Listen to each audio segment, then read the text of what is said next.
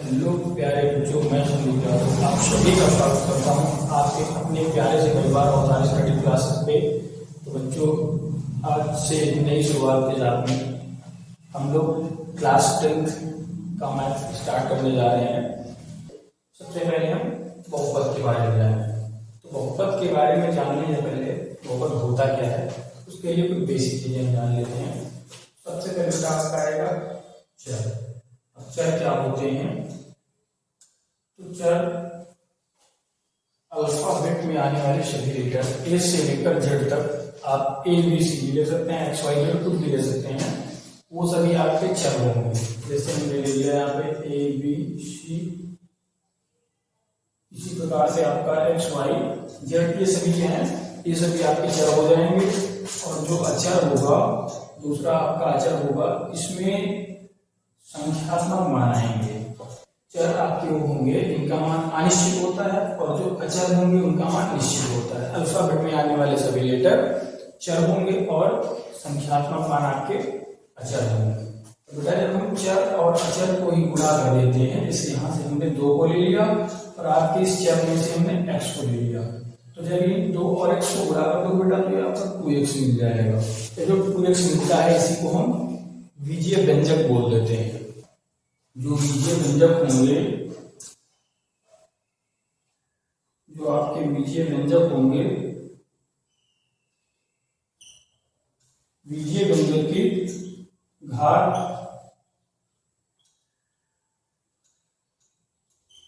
पूर्णांक भी हो सकते हैं और पूर्ण संख्याएं भी हो सकती हैं, और इसमें घात आपको बटे के रूप में मिल सकता है, रूट वाइज पद भी मिल सकते हैं। लेकिन जो बहुपद होता है, जो आपका बहुपद होगा, उसमें सदैव चर की अधिकतम घात एक पूर्ण संख्या होगी। सबसे पहले ध्यान ये देंगे, अगर आपसे पूछा जाए कि बहुपद क्या होता है तो आप क्या बताएंगे?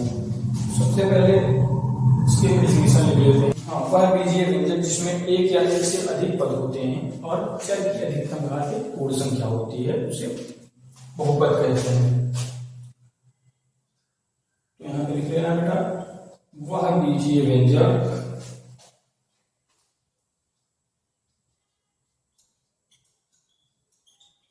जिसमें चर की अधिकतम घात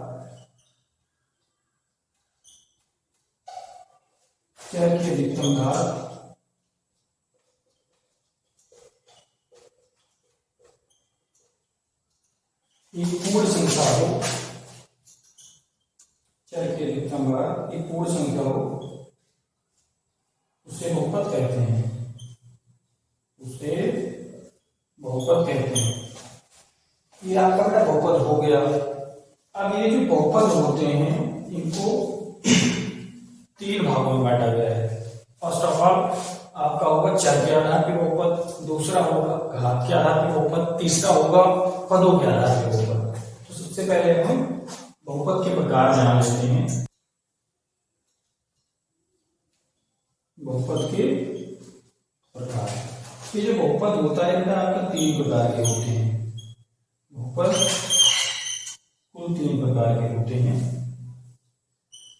सबसे पहले होगा बेटा आपका घात के आधार पे बहुपद,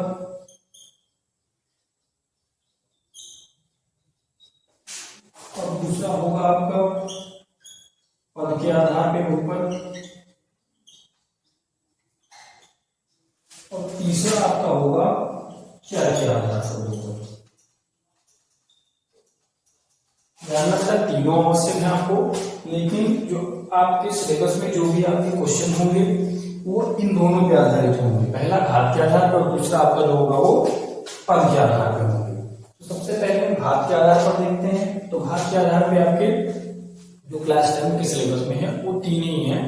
एक घाती बहुपद जिसको आप रैखिक बहुपद बोलते हो, दूसरा 2 घाती बहुपद जिसको आप द्विघाती बहुपद बोलते हो, और तीसरा जो है आपका वो त्रिघाती बहुपद है, एक घात वाले बहुपद।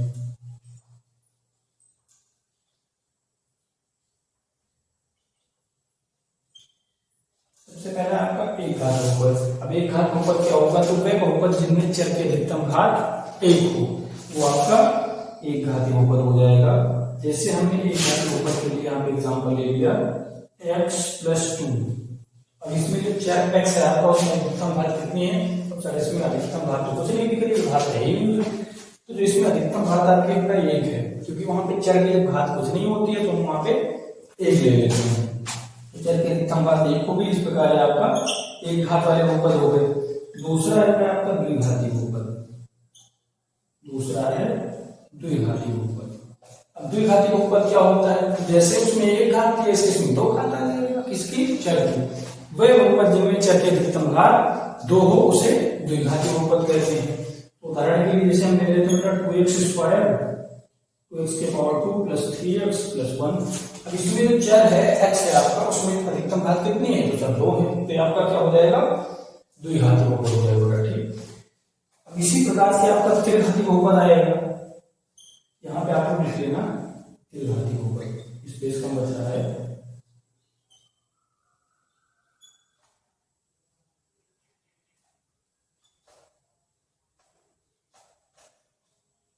अब आएगा आपका त्रिघाती बहुपद। त्रिघाती बहुपद क्या होगा?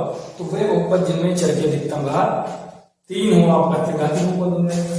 तो ये आपका आ जाएगा x के पावर 3 + 2x + 1। ये भी कर सकते हो, कोई दिक्कत नहीं। तो इसमें चर की अधिकतम घात कितनी होता है? इसमें चर की अधिकतम घात आपकी 3 दिख रही है, तो आपका त्रिघाती बहुपद हो जाएगा। इसी प्रकार से दूसरा है आपका पद के आधार पर बहुपद। तो पद के आधार पर बहुपद क्या होगा? एक पदी बहुपद। सबसे पहले जो होगा आपका होगा एक पदी बहुपद। एग्जाम्पल के लिए हम ले लेते हैं 2x, ये भी एक पदी बहुपद हो जाएगा आपका 3x + 1। अब इसमें दो पद हो जाएंगे इसलिए इसको हम हटा देंगे, क्योंकि हमें एक पदी बहुपद देना है। तो ये भी आपका एक पदी बहुपद है। दूसरा है आपका द्विपदी बहुपद।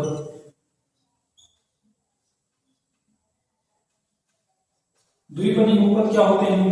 तो ऐसा बहुपद जिसमें दो पद उपस्थित हो। जैसे अब इसमें ये भी आप बोल सकते हो कि इसमें सर दो पद है, वो है x + 3 तो 3 पद हो जाएंगे, लेकिन ऐसा नहीं होता है। जो पद होते हैं वो धनात्मक और ऋणात्मक चिन्ह के आधार पे पहचाने जाते हैं। जहां पे प्लस लगेगा माइनस लगेगा उसके आधार पर उनको हम उनके पदों की गणना करेंगे। समझ में आता है? तो आपके द्विपदी बहुपद हो जाएंगे। इसी प्रकार से आपका त्रिपदी बहुपद हो जाएगा। यहाँ पे हिंदी में आपको लिख लेना त्रिपदी बहुपद। इसमें स्पेस कम होता है इसलिए हम डायरेक्ट लिख दे रहे हैं। तो 2x + x + 3 ये आपका क्या हो जाएगा? तो ये आपका त्रिपदी बहुपद हो जाएगा। अब ऐसे जो चर के आधारित बहुपद होते हैं उसको बताए दे रहे हैं, आप लोग समझ सकते हैं।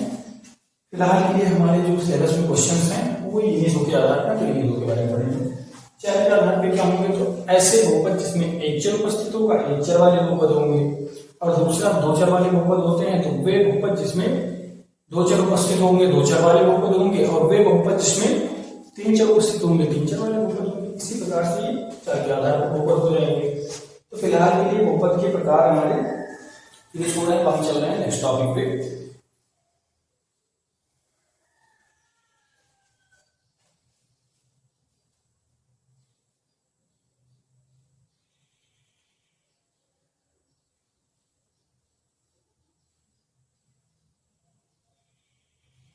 जो आपका नेक्स्ट टॉपिक है वो बहुपद का गुणांक। बहुपद का गुणांक क्या होता है? पहले ये समझ होता है। जैसे सबसे पहले यहाँ पे हम टॉपिक का नाम डालेंगे बहुपद का गुणांक। बहुपद का गुणांक क्या होता है बेटा? तो जैसे हमने कोई बहुपद यहाँ पे ले लिया 2x² + 5x + 2, ये आपका एक बहुपद हो गया। बहुपद में गुणांक क्या होता है? तो वे संख्याएं जो बहुपद में चर के साथ में लिखी होती हैं वे बहुपद के गुणांक कहलाते हैं। जैसे अब ये जो आपका बहुपद हो गया, ये जो x² के साथ में संख्या लिखी हुई है इसको हम a मान लेते हैं। तो ये आपका क्या हो जाएगा? ये x² का गुणांक हो जाएगा, जिसको हमने क्या नाम दे दिया? a नाम दे दिया। और दूसरा जो x का गुणांक हो जाएगा वो आपका 5 हो जाएगा, जिसको b नाम दे दिया गया। और जो तीसरा आपका होगा c, वो अचर पद हो जाएगा। तीसरा जो c हो जाएगा वो अचर पद हो जाएगा। तो यहाँ पे जो बहुपद के गुणांक है वो क्या है? तो जो x² का गुणांक है वो 2 है, और जो x का गुणांक है वो 5 है, और जो अचर पद है वो आपका 2 है। ये आपके बहुपद के गुणांक हो जाते हैं।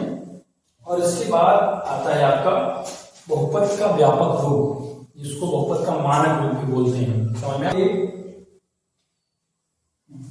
जो बहुपद का व्यापक रूप होगा वो क्या होगा, x square plus b x plus c हो जाएगा।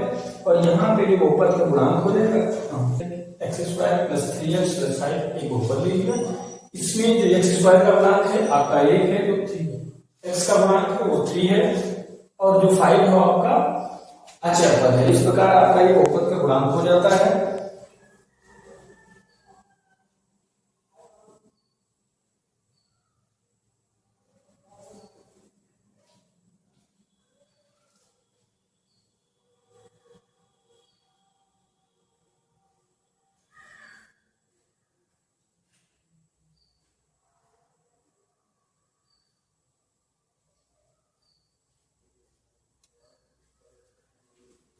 अब आगे आता है आपका बेटा शून्य बहुपद। नेक्स्ट जो आता है वो आपका है शून्य बहुपद। शून्य बहुपद, शून्य बहुपद क्या होता है, तो वह बहुपद जिनके सभी पदों के गुणांक शून्य हो, वह बहुपद जिनके सभी पदों के गुणांक शून्य हो। जैसे हमने ले लिया एक बहुपद और प्लस 0, तो जो यहाँ पे एक्स स्क्वायर का गुणांक है 0 है, एक्स का गुणांक 0 है और प्लस 0, तो ये ओवरऑल 0 आएगा। इसलिए इस बहुपद को शून्य बहुपद कहते हैं। शून्य बहुपद अगर कोई पूछ है किसी का तो आपको बताना क्या है कि वे बहुपद जिसमें सभी पदों के गुणांक शून्य हो आपके शून्य बहुपद कहलाते हैं। इसके बाद आपका जो टॉपिक आता है वो आते हैं बहुपद के शून्य। बहुपद के शून्य क्या होते हैं, तो किसी भी बहुपद में चर के वह मान जो उस बहुपद को शून्य बना दे उसे हम बहुपद का शून्य कहते हैं। किसी भी बहुपद में चर का वह मान जो बहुपद को शून्य बना दे बहुपद का शून्य कहलाता है। तो यहाँ पे निकालिए जाएगा बहुपद का शून्य, बहुपद का शून्य, इसको बहुपद के मूल भी बोलते हैं। यहाँ पे लिख लेना है बेटा बहुपद का वह मान जो बहुपद का बेटा चर का वह मान, चर के वह मान, चर के वह मान जो बहुपद को शून्य बनाते, जो बहुपद को शून्य बना दे बहुपद का शून्य कहलाता है। बहुपद का क्या कहलाता है बेटा, शून्य कहलाता है। ये आपके बहुपद के शून्य हो जाते हैं। अब नेक्स्ट जो आपका आता है वो आता है बहुपद बनाने का सूत्र। जो नेक्स्ट हम पढ़ेंगे वो है बहुपद बनाने का सूत्र। तो बहुपद बनाने का सूत्र क्या होता है, आप लोग यही स्पेस में जान सकते हैं। बहुपद बनाने का सूत्र,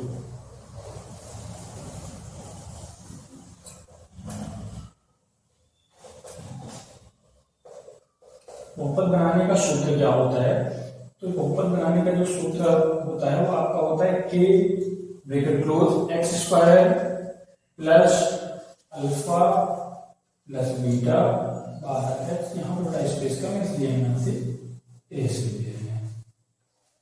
तो जो बहुपद बनाने का सूत्र होता है कि ब्रैकेट में x square minus alpha plus beta into x plus alpha into beta, ये आपका हो जाता है बहुपद बनाने का सूत्र। अब इसमें के क्या होता है सर, तो यहाँ पे जो के होगा वो के एक आपकी वास्तविक संख्या होगी। जो के होगा वो के आपका एक वास्तविक संख्या होगा। ये आपकी वास्तविक संख्या होगी। सर यहाँ पे अल्फा बीटा क्या है, तो अल्फा और बीटा आपके शून्य के हैं, और जो अल्फा प्लस बीटा लिखा है ये शून्य का योग है बेटा। अल्फा प्लस बीटा है, अल्फा प्लस बीटा आपका शून्य के योग है, और जो अल्फा इंटू बीटा लिखा है ये शून्य का गुणनफल है। शून्य का गुणनफल है। अब जो अल्फा प्लस बीटा होता है शून्य का योग है, अल्फा इंटू बीटा होता है वो शून्य का गुणनफल होता है। यहाँ पे जो अल्फा प्लस बीटा है उसकी वैल्यू होती है बेटा माइनस बी बटा ए। माइनस बी क्या है तो बी क्या बताया, तो जो बी है वो एक्स का गुणांक है, तो यहाँ माइनस बी लिख देना, यहाँ पे माइनस ब्रैकेट के बाहर और एक्स का गुणांक बटे में ए क्या है तो ए आपका एक्स स्क्वायर का गुणांक था, तो लिख देना है एक्स स्क्वायर का गुणांक। आपके स्कूल में हो सकता है सर लोग ये बताएं, ठीक। तो हम को सॉल्व करेंगे तो उसमें हम बेटा इस फॉर्मूले का यूज करेंगे डायरेक्ट। तो हमें ध्यान रखना होगा कि जो माइनस बी है माइनस एक्स का गुणांक, जो माइनस बी है वो आपका एक्स का गुणांक है और जो ए है वो एक्स स्क्वायर का गुणांक है। इसी प्रकार से जब हम अल्फा और बीटा को देखते हैं, अल्फा इंटू बीटा को देखते हैं, तो ये आपका जो फॉर्मूला बनता है वो अल्फा इंटू बीटा बराबर सी बटा ए हो जाता है। यहाँ पे सी क्या है तो सी आपका यहाँ पे अचर पद होगा, सी आपका अचर पद होगा, ये क्या होगा तो एक्स स्क्वायर का गुणांक जो कि आप लोगों को बताया जा चुका है, ठीक। तो ये आपके हो जाते हैं शून्यकों का योग और शून्यकों का गुणनफल। अब इसी के साथ आपका ये चैप्टर 2 का इंट्रोडक्शन खत्म होता है। हम इस लेसन की एक्सरसाइज को सॉल्व करेंगे। आप लोग निरंतर बने रहिए और ये सभी कंटेंट को आप लोग रेगुलर नोट करते रहेंगे। ये जो इंट्रोडक्शन की वीडियो है उसको आप देखकर सारी चीजों को अच्छे से नोट कर लें। एक बार मैच को सारे लोग वीडियो अच्छी लगी हो तो आप लोग लाइक करें और सब्सक्राइब करें और अपने सभी दोस्तों को जरूर शेयर करें, जिससे ज्यादा से ज्यादा बच्चे जुड़ सकें। और अब हम सारे लोग निरंतर साथ में क्लास 10 की मैथ को कंप्लीट सिलेबस फिनिश करेंगे। चलिए आप सुन लीजिए जाते जाते। मुझे पता है कि मैं ये कर जाऊंगा, मैं अगर इसी जिद पर अड़ जाऊंगा, मुझे पता है कि मैं ये कर जाऊंगा, मैं अगर इसी जिद पर अड़ जाऊंगा, लाख तूफान हो मुझे डुबाने वाले, लाख तूफान हो मुझे डुबाने वाले, 7 समुंदर को मैं पार कर